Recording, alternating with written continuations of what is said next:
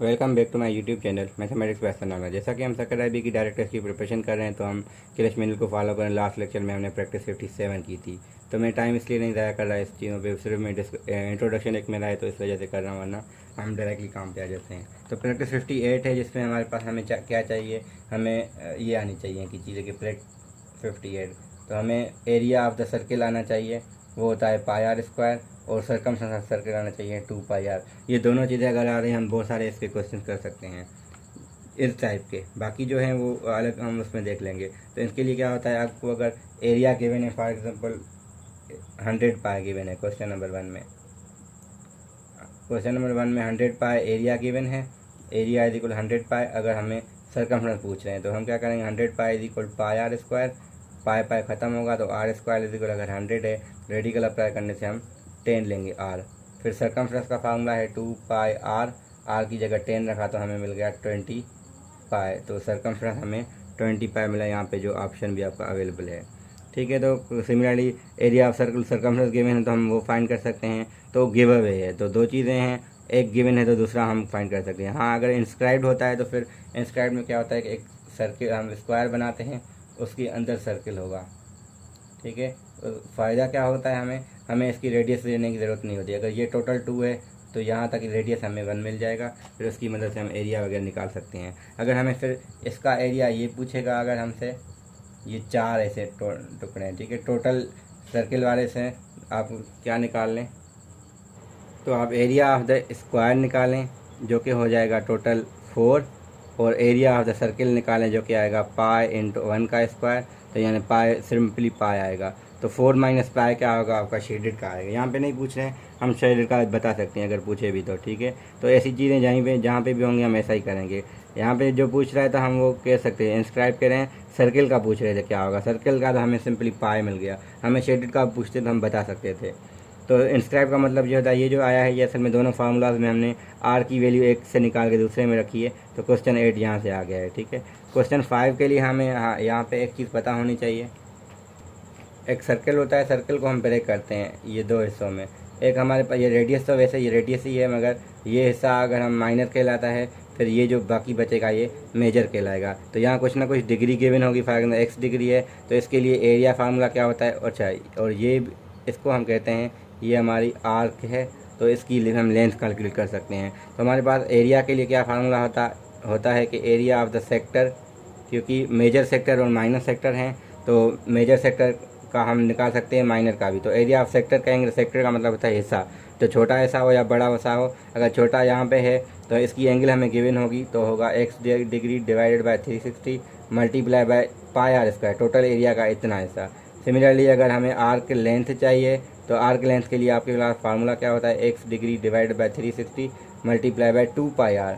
यहाँ 2 pi are क्यों हो रहा है, इस वजह से हो रहा है क्योंकि हमें आर्क लेंथ चाहिए इसकी। हाँ, अगर हमें टोटल इसका पेरीमीटर चाहिए, इस फिगर का पेरीमीटर कुछ और, आर्क लेंथ हम इसे कहते हैं। पेरीमीटर के लिए ये आर और आर यानी 2r एक्स्ट्रा ऐड होंगे, क्योंकि टोटल हमारे पास फिर पेरीमीटर ये बनेगा। इस सवाल में हमें एक तो एरिया पूछ रहे थे, एरिया के लिए हम ऊपर वाला फार्मूला यूज़ करेंगे, लेंथ के लिए हम नीचे वाला फार्मूला इस्तेमाल करेंगे। तो ये हमारे क्वेश्चन ऐसे हो जाएंगे। सिमिलरली ये भी चीज़ें आप कर सकते हैं, ये जो पूछ रहे हैं। ठीक है, तो हम इनमें बाकी ज़्यादा नहीं जाते हैं। तो प्रैक्टिस 58 हमारे यहाँ पे कंप्लीट होती है। तो प्रैक्टिस 59 को भी हम इसी में ही कंटिन्यू करके, क्योंकि टाइम इतना नहीं है कि हम अलग अलग वीडियो बनाएं, तो इस वजह से मैं प्रैक्टिस 59 को भी इसी में ही कंटिन्यू कर रहा हूँ। तो प्रैक्टिस 59 के लिए सिंपली हमें क्या चाहिए, हम वो देखते हैं। प्रैक्टिस 59 के लिए आपको एक क्यूब होगा, यानी 3D फिगर है, तो इस फिगर का आपके पास वॉल्यूम क्या होता है, क्योंकि एरिया हम 2D के लिए यूज़ करते हैं, 3D फिगर के लिए हम वॉल्यूम यूज़ करते हैं, यानी कितनी जगह उसमें होगी अंदर। फिर हमारे पास सरफेस एरिया का नाम आता है। फिर हम कहते हैं, क्योंकि इसके 6 फेसेस होते हैं, एक लेफ़्ट राइट टॉप बॉटम और फ्रंट और बैक, तो इस वजह से हर साइड, क्योंकि अगर एक्स है तो क्या हो जाएगा, तो ये हो जाएगा एक्स इंटू एक्स स्क्वायर, हर साइड 6 ऐसे साइड्स हैं, तो 6x स्क्वायर इसका total surface area. Surface area हम कहते हैं, कोई आपके पास अगर बॉक्स है तो उसका सरफेस यानी बाहर वाली साइड का एरिया जो होता है। ठीक है, जैसे दीवार है तो उसका एरिया जैसे हम कैलकुलेट। वॉल्यूम क्या होता है, कमरे के अंदर हम कहते हैं, और अगर उसका सरफेस एरिया चाहिए तो हम दीवारों का एरिया निकाल के उनका टोटल सम करते हैं। तो ये फार्मूला है इसके लिए। अगर आपके पास, अगर हम ये कहें कि फिगर आपकी क्या है, सर्किल आपके पास पहले था ना, सर्किल से हम बना रहे हैं सिलेंडर, तो सिलेंडर कैसे बनता है, हम सर्किल के ऊपर सर्किल रखते जाते हैं तो हमारे पास सिलेंडर बनता है। सिलेंडर में ये चीज़ होती है रेडियस, तो एक चीज़ हमारे पास एक्स्ट्रा आई है, हाइट आई है। तो हमने फार्मूला पढ़ा था एरिया ऑफ द सर्किल क्या था, पाई आर स्क्वायर। तो फ़र्क क्या है, अब वॉल्यूम ऑफ द सिलेंडर में क्या आएगा, एच मल्टीप्लाई होगी। आपने जो चीज़ पढ़ी है उसमें एच मल्टीप्लाई करेंगे। सिमिलरली सर्कमफ्रेंस में क्या होता है, 2πr था, अगर हम इसके साथ एच मल्टीप्लाई करेंगे हमें सरफेस एरिया तो मिलेगा, मगर एक चीज़ रह जाएगी। क्यों, क्योंकि हमें जो मिलेगा वो, क्योंकि सर्किल में हमें मिलता है ये बाहर वाला, एच मल्टीप्लाई करेंगे पूरा सिलेंडर का बाहर वाला आ जाएगा साइड। तो अगर हम इसका एग्जांपल लें, ये एक सिलेंडर का टाइप है, ये ओपन है मगर इसको हम ले सकते हैं। अगर हमारे पास ये सर्किल है तो सर्किल में क्या है, ये पूरा देंगे, अगर हमें ये सर्कमफ्रेंस मिलता है, अगर हम इसको हाइट से मल्टीप्लाई करते हैं हमें ये बाहर वाला हिस्सा मिलेगा, ना कि बॉटम नहीं मिलेगा। अगर ये हम बंद करते हैं तो ये टॉप में हमें नहीं मिलेगा। तो हम टॉप और बॉटम हमारे पास क्या है, वो एक्चुअल में पाई आर स्क्वायर होता है। तो इस वजह से 2πr स्क्वायर इसमें एक्स्ट्रा ऐड होंगे तो ये surface area of the cylinder बन जाता है।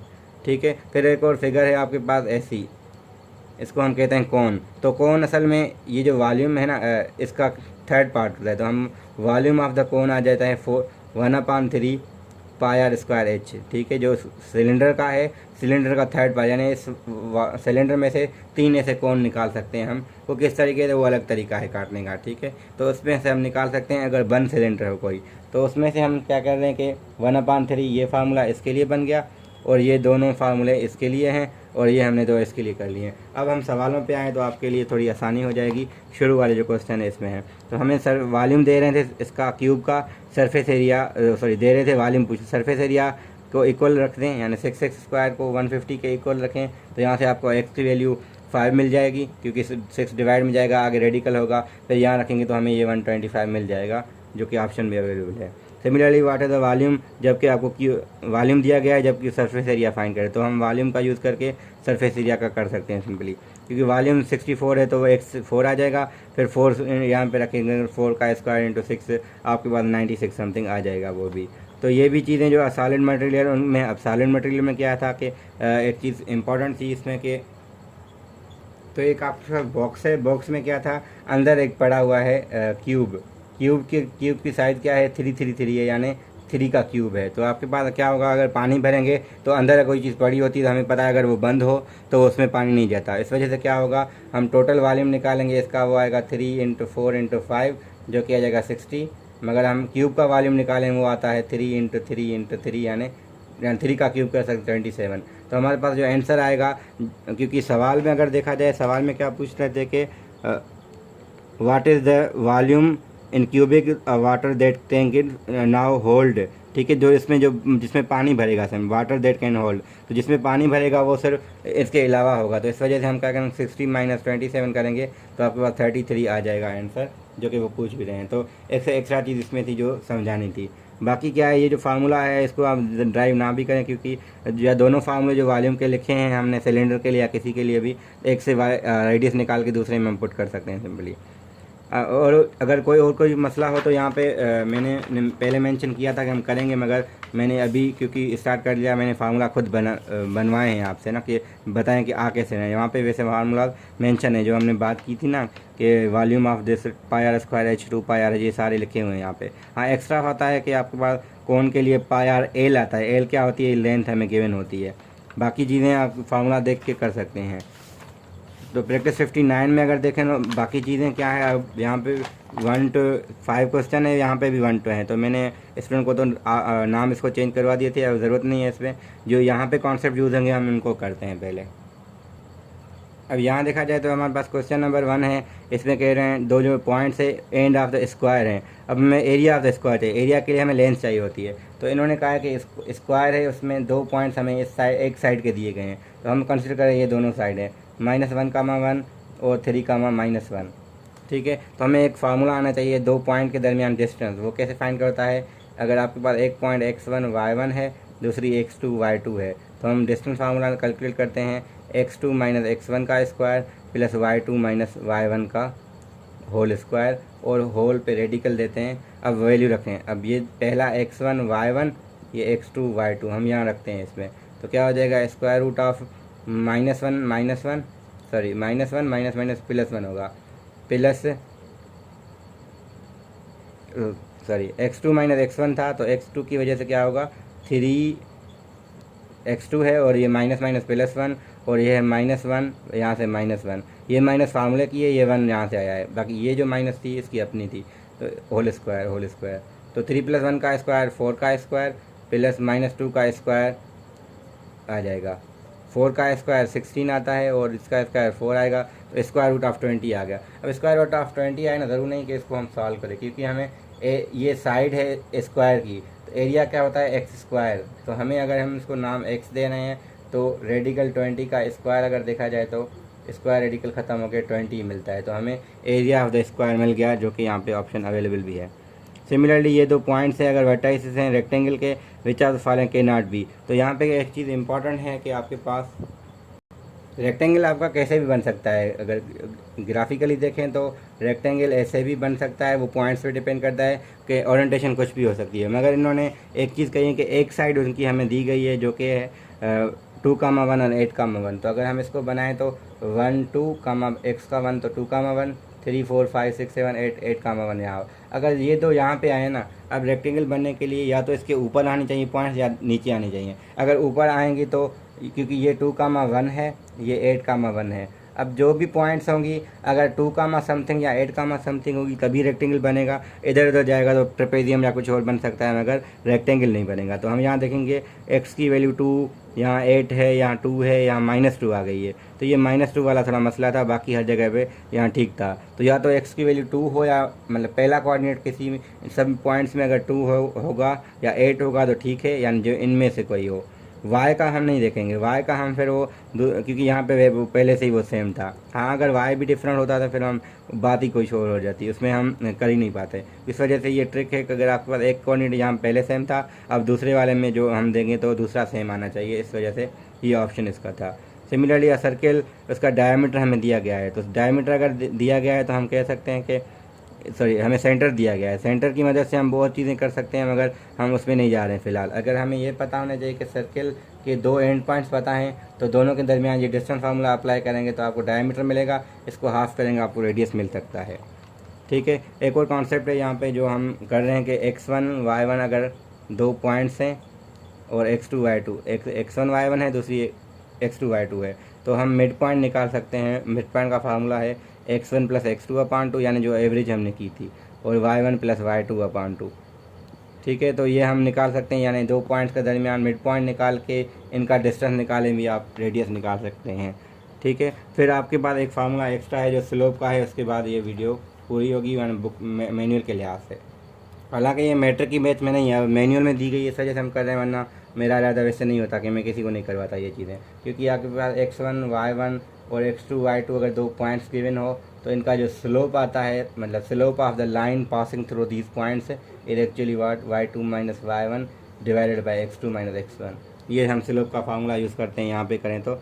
इसमें ट्रिक क्या है, अगर आपके पास एक 2,3 हो और 5,3 है, इसमें क्या है y कोऑर्डिनेट सेम है ना, इसका स्लोप जो होगा वो हम डायरेक्टली 0 लेंगे जब y सेम होगा। जब हमारे पास 2,1 हो और 2,5 हो, तो क्योंकि x सेम है तो इसका स्लोप हम फिर इन्फिनिटी ले लेंगे। इसमें ये ट्रिक है, क्योंकि हॉरिजॉन्टल और वर्टिकल लाइंस बनती है, उसमें हमने याद है। आप ये ट्रिक याद रखें कि अगर y सेम है तो स्लोप 0 है, अगर x सेम है तो वो है। बाकी इसके अलावा अगर अलग पॉइंट्स होंगी, दोनों 0 होंगे तो वो तो ऐसा कोई होगा ही नहीं ना, क्योंकि पॉइंट ही फिर सेम आ जाएगी, उसमें फिर डिफरेंट पॉइंट्स नहीं रहेंगी। हाँ, अगर इसके अलावा है तो आपके पास इस फार्मूले से वो आ सकता है। इस पर उन्होंने यही यूज़ किया है। इसके बाद स्लोप निकाल के =1 रख के ये चीज़ आई है वहीं से।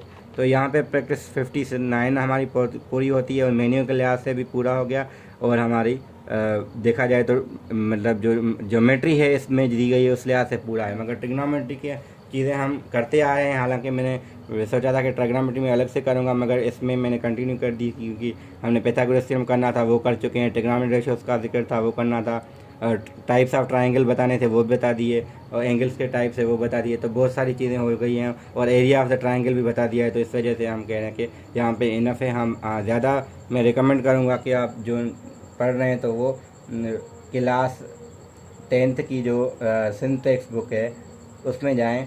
तो ट्रिग्नोमेट्री के लिए मैं कह रहा हूँ, सिंटेक्स में चैप्टर नंबर 15 है, तो जब 15.1 से लेके 15.4 या 3 तक आप लें जाएँ, इसमें जो वर्ड प्रॉब्लम है उनको छोड़ के बाकी चीज़ें ट्राई करें, क्योंकि वो थोड़ी चीज़ें ट्रिग्नोमेट्री आइडेंटिटीज वगैरह हैं और ट्रिग्नोमेट्री रेशियोज़ पे क्वेश्चन हैं, आपको हेल्प मिलेगी वहाँ से। Thank you.